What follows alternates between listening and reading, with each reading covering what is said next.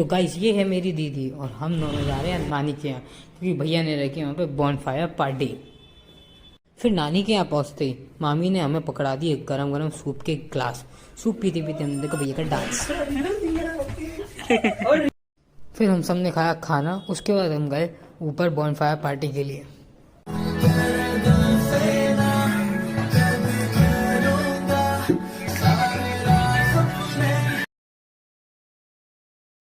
फिर बीच बीच में हम सब ने खाए स्नैक्स।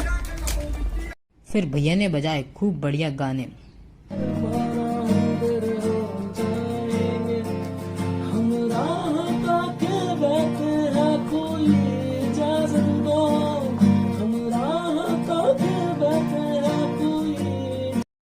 तो गाइस अब मिलेंगे अगले व्लॉग में, तो सब्सक्राइब करना भूलना मत।